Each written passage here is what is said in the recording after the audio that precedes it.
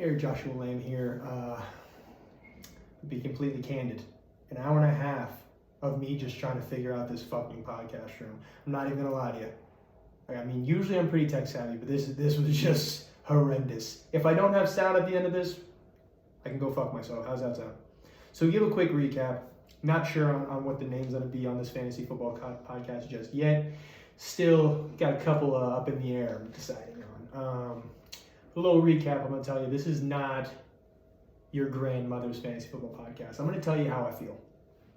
And I feel like that's what a lot of these other podcasts are all about when it comes to fantasy football is just the logistics and who you should get, who you shouldn't get, why you should get, blah, blah, blah. I'm going to tell you a little bit about that. Don't get me wrong.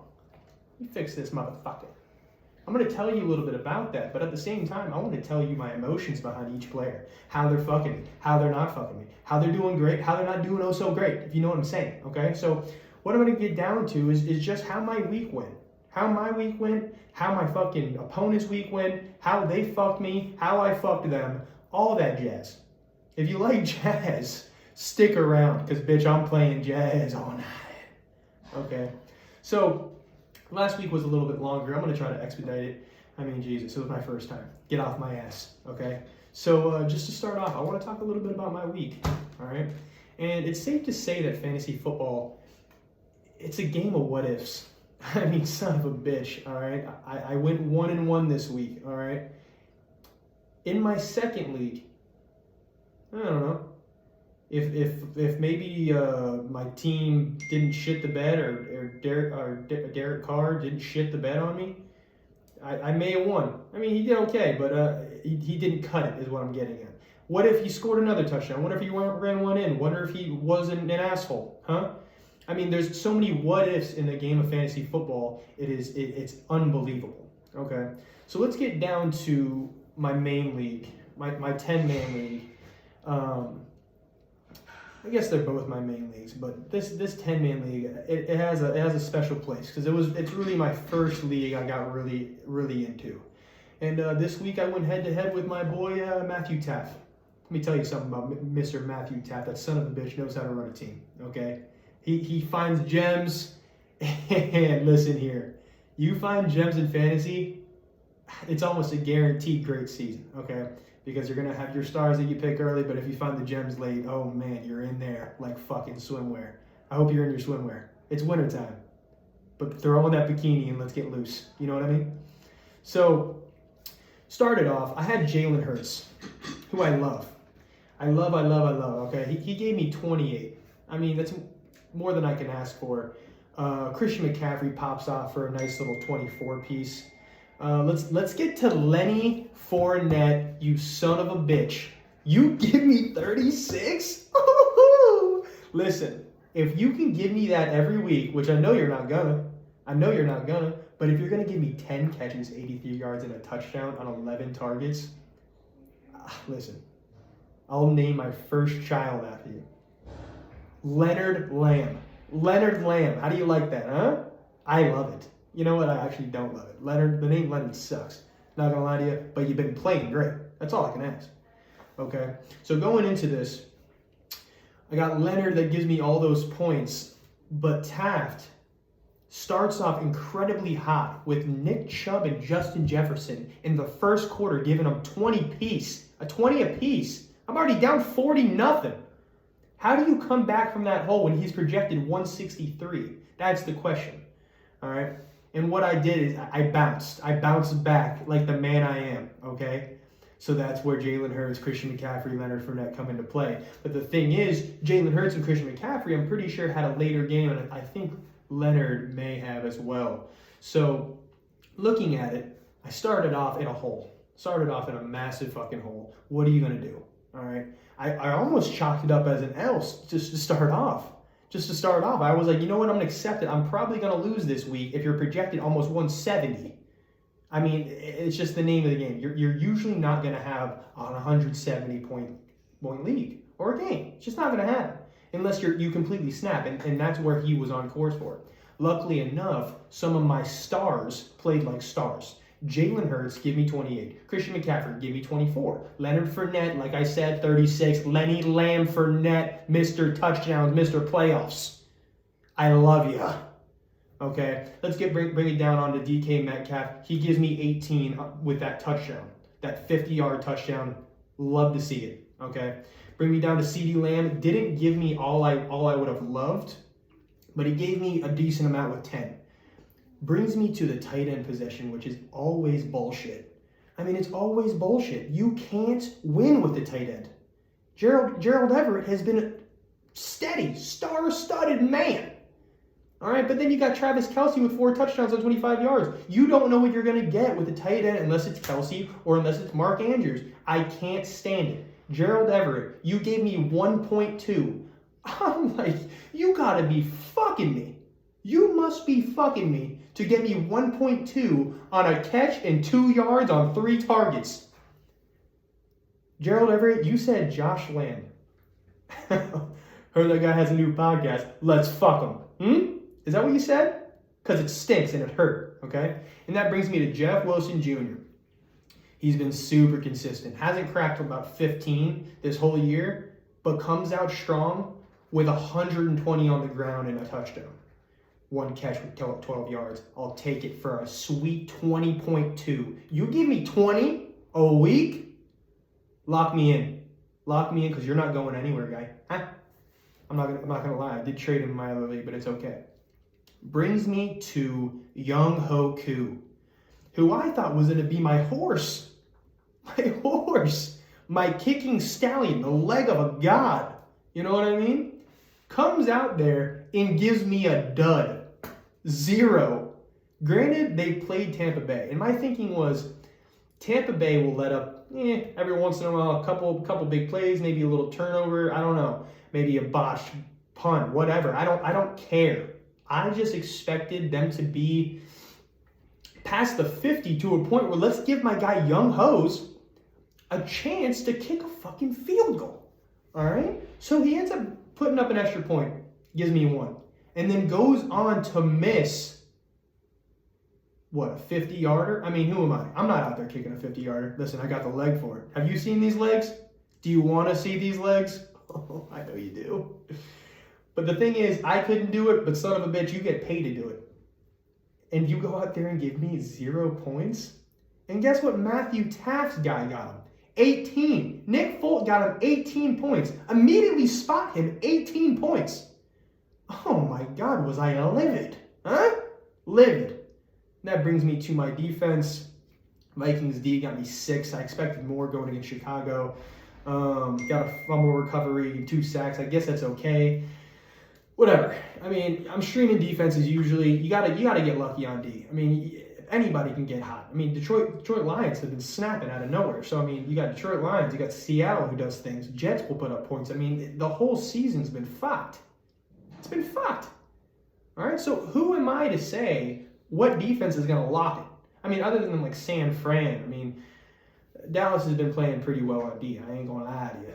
I mean, did I have the Cowboys D at one point? Yes. Were they playing? I don't even know who they were playing, but they were playing a star-studded squad, and I was like, I don't want any sort of lick of the Eagles D. So I dropped them. I do regret it. Don't look at me, but I regret it. All right, so that brings me down to Taft's team. Luckily, George Kittle has been playing like shit. George Kittle, shout out George Kittle with a solid 7. When I needed him to put up nothing, he put up nothing. When A.J. Brown needed to put up nothing. When I'm coming from behind, about 40 down. 40 down. What the hell am I supposed to do with 40 down? A.J. Brown puts up 6.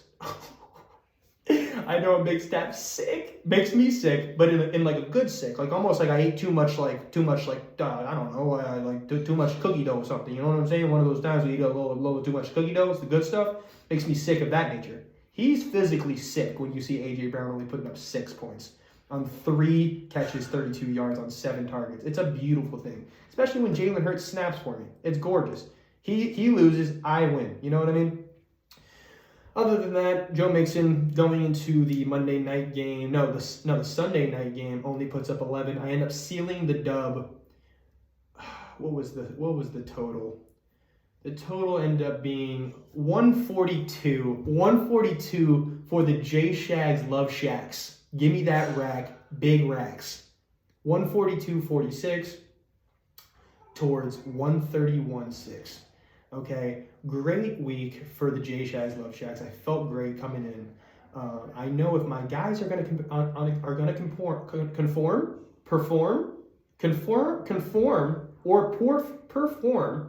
If they perform, I'm gonna win, and that's what happened here. I have a star-studded team. Very excited about it. But that brings me to my next league. And if you watched my last podcast, you knew that I was going to be okay if I lost this coming week. I was going to be okay with it. And there was a reason I was going to be okay with it, because if you noticed in my last podcast, I made multiple trades that were going to pan out in the long haul. It wasn't a short-term solution, but it was a long term. You know what I mean? One of those long terms. So that's what I did. Going into this past week, man. I mean, geez Louise. Let me look at this. Let me look at this stat line. People blowing me up. I mean, listen. Popular guy, great legs, sleeve that goes past the elbows. What more can you want out of a man? So with that being said, looking at my second league, my 12-team league, which requires more skill, I did trade away some studs. Najee Harris, get him out. Garbanzo beans. Absolutely garbanzo. Okay, got him out of there. So I ended up having to start Romeo Doubs, and I also had to start Amon-Ra St. Brown, who's been a star. The guy's been a star, don't get me wrong. But if you're just getting put on, like, if you're getting taken off the injury report, like last second, where they're saying you're good to go, I mean, you thought because they had a bye week this coming week, this week they have a bye week, you would think if they were going to run him this week, there's no sense of worry that he could re-injure. He's 100% healthy. Let's put him out there. Instead, he goes out there and shits the bed. Gets me 5.8. He ran like no snaps. He was barely on the field. I mean, watching it made me sick, because I put all my hope and dreams into this guy, and they turn around and they don't utilize him. I mean, yeah, he was nursing that injury, but don't put him out there. Yeah, you might have put him out there to win the game, maybe use him as like a decoy or whatever it may be. But let's think about the shit that matters here. And that's my fantasy team, Dan Campbell. It's my fucking fantasy team. The J Chips Love Nuts had all my faith in Amon-Ra St. Brown coming out and being the man I know he could be, which was projected 18, by the way, and gets me 5.8. Brings me back to being sick, absolutely sick, physically ill watching that happen. Okay, so with Amon-Ra St. Brown giving me 5.8, Romeo Doubs with the early London game, the London slate, the London Lovers. I woke up about 8:30, got myself a little coffee, a little kick in the ass, getting myself ready to be just locked in for 15 hours worth of just bone-crushing football. Bone-crushing, soul-crushing, fantasy football-crushing football. And I watched Romeo Doubs go out there and get me 3 catches for 29 yards. All this hype about Romeo, where art thou, Romeo? And you go out there and get me 5.9? I mean, let's relax here, because if it wasn't Romeo Doubs, it would have been Garrett Wilson, or it would have been Corey Davis. I mean, Jesus Christ, what's up with all these Jets on my squad, huh? It's a fucking boneyard, huh? Boneyard? So, with that being said, Garrett Wilson only got me 5.7. Corey Davis got me 5.8. Romeo Doubs got me 5.9. Listen, that's only a 0.1, 0.2 difference, but that's what a GM does. You take an issue and you make the most out of it. You make the most out of it. That's what I did. Got me 5.9. I mean, do I wish somebody would have had something more than fucking 6? Yeah, of course. Who am I?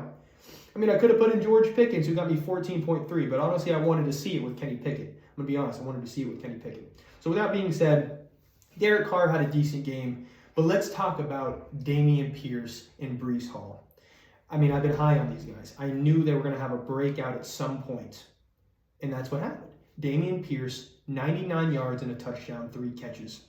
But let me talk about my star, Breece Hall, both leagues. I didn't start him in my other league. I wanted to see it. Like I said, I want to see it. I'm all about the what ifs. What if I started his ass in both leagues and he sucked ass? You know what I mean? So with that being said, I started him in the one league where I needed heads. I had to have it. 97 yards on the ground, 1 touchdown. Ooh, delicious. 1 touchdown on the ground. And then you go ahead and get me 2 receptions. 2 receptions for 100 yards. Broke off about an 80 piece. I saw it. I was going bananas, right? Drags the guy to the 1. Would I have liked to see him get in the end zone? Man up and drag his ass into the end zone like the man that I know you can be. You know what I mean?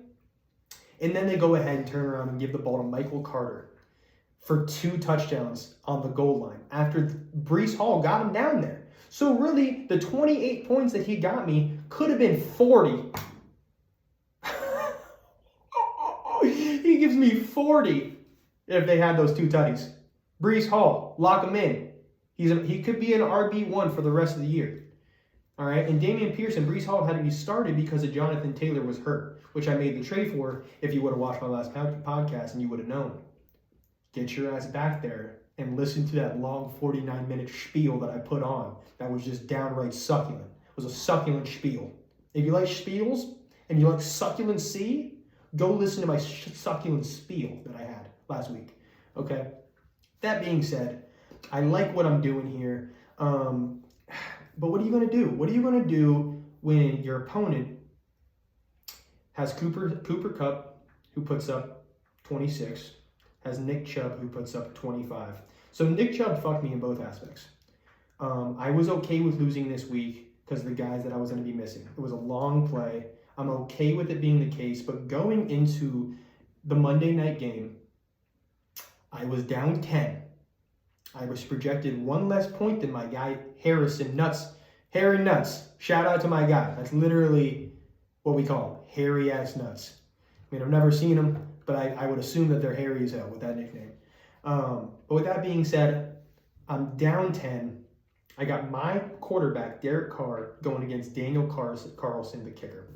I'm thinking to myself, if Derek Carr can make this a shootout against Kansas City, put up some good points, and just limit Daniel Carlson to just extra points, I could steal this game. I could steal this game with a depleted squad with 2 of my stars. Kyle Pitts, he's been onion lips. But that being said, Kyle Pitts being out and Jonathan Taylor, if I could sneak out that win, I was going to be very excited. Just so happened, man, that Daniel Carlson goes out and gets him 16 points. 2 50-yarders. Young Ho Koo, I want you to go back and watch Carlson's sweet, long, luscious legs make contact and put it through. Okay? Because 2 50-yarders and a 40-yarder, or whatever it was, gets him 16. I mean, 16? That's like a sturdy wide receiver 1, wide receiver 2. If you're giving me 16 at the wide receiver spot, I'm very happy. But if you're using your pendulum of a leg and getting me those points, I mean, you're never leaving the squad. So with that being said, go down to my kicker. Greg Joseph, Minnesota. What'd you get me? What'd you get me, Greg? You know what you got me? You got me 1 more point than Young Ho. 1 more point. You missed 2 50-yarders. I mean, what's up with these 50-yard Johns? I mean, I can throw that baby 50. Been working out these legs left and right. You can't kick that bitch to a 50 piece? It makes no sense. He ends up giving me 3 extra points, which brings me to 1. I mean, a mess. I'm spotting guys 15 points, 18 points based on kickers. I mean, I stream my kickers. Don't get me wrong. It's all about who and what you have, who they're going against, whatever you got to do. But they gave me shit. Jaguars D gave me 6. I'm about to wrap it up here.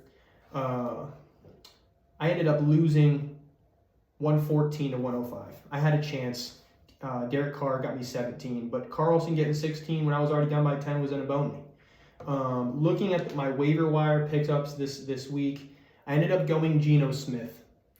Derek Carr is on a bye. Geno Smith has been the quarterback 6 on the year. I'm going to give him a shot. I'm gonna have him. I'll have DK Metcalf in my other league. I'm actually going to be going against DK Metcalf against one of our stars who has Travis Kelce and Mark Andrews on the same damn team, Josh Dickhead Mazel. I mean, bold strategy, but it's working out. He's playing great. I'm going to need a little bit of help this week. I can't lie. Not going to have the full squad with Derek Carr out, so I'm going Geno Smith, quarterback 6. If he can perform, give me what he's been giving me lately, and not stack up points for DK Metcalf. I'm going to need DK Metcalf to kind of shit the bed. Because if Geno Smith has a good game and that stacks on with DK Metcalf, I'm going to be fucked. Absolutely fucked. So I got Geno Smith heading up on the quarterback situation. And with that being said, I try to get Ken Walker in my other league. Too bad I actually have some guys that pay attention. Somebody scooped him up. Of course, I'm on the last couple picks of the waiver because I mean, listen, I'm 4-1, 4-1 in that league, 4-1 in the my 10-man league, 3-2 in the 12-man league. I'm happy with where I stand. I would really love a win this week, man. It would be great against Mr. Dickhead Mazel, who's completely against the Bucs. If I may say so myself, he hates the Bucs, hates them because he just seems to always love everybody that goes against the Bucs. I don't want to get too in-depth, but it's a mess. It's a mess. So, looking at it, he has Jalen Hurts, Christian McCaffrey, Miles Sanders, DK Metcalf, Gabe Davis, Travis Kelce, Mark Andrews. My issue is I also have Jalen Hurts and Christian McCaffrey in my other league with DK Metcalf. I have 3 guys that I'm going to be utilizing and cheering for in my other league. Who's going to be, yes, loving me in one, fucking me in the other. So, I mean, that's just the way fantasy works, though. I mean, every week is just a toss-up. Fantasy football is absolute bullshit. I mean, I love this game to death, but oh my God, there's never a time something's smooth. There's never a time something's easy. Because you could be up 50 points. This probably happened with Mazel here. His opponent's up 50 points, and then Kelce comes out and scores 4 touchdowns on 25 yards. You can't trust fantasy. All you can do is pace around your living room with just a pit in your stomach, knowing damn well you might lose. And if you lose, you lose. If you win, I mean, go grab yourself a brewski because it's a hard-fought piece of shit. You know? So I love this game. I think we have some good weeks coming ahead of us. I'll be starting in my 12-man league. Geno Smith, Jonathan Taylor should be back. Breece Hall, Michael Pittman. I have to go Garrett Wilson because Amon-Ra St. Brown is out. Kyle Pitts in the tight end slot. Please give me something. I beg you. Romeo Doubs again in the flex. And that is because Dameon Pierce will be on bye. So that is my 12-man league. Going over to my 10-team league, I will be starting about the same as last week. Jalen Hurts, Christian McCaffrey, Leonard Fournette, DK Metcalf, CeeDee Lamb, Gerald Everett. I swear, I will drive to LA and kick that ass. You heard it here first, huh? Huh, bud? Listen, get me something. Not 1, not 2, give me 10. I want 10 out of you. Make it right. Before I drop you so quick, your head will fucking spin. How's that sound, huh? And that brings me to Bryce Hall in the flex spot. He earned it after last week. I mean, you can't give me 28 and not crack the starting lineup the next week with the usage that he's been getting. And that's going against my boy Luke, my 5-0 squad, in the last undefeated in our league. I'm projected 134. He's projected 124.7. So I'm projected to take it. I mean, projections are dog shit. But looking at the squads, he's gonna have Patrick Mahomes, Saquon Barkley, Ramondre Stevenson, who is gonna be a stud. Damian Harris is gonna be out. Ramondre Stevenson is gonna get most of the work. And then he has Michael Pittman Jr., Amari Cooper, Pat Freiermuth, Devontae Smith. This is another guy who has some of the guys that I have. He has Michael Pittman. He usually has Amon-Ra St. Brown, but his bye week does not allow him to have it. He also has Derrick Henry. He also has Darren Waller. All guys on bye weeks. Listen, bye weeks are crucial. If I win this week, it might be a little fluky, but fuck them, all right? Fuck them. A dub's a dub. I'm going to eat that.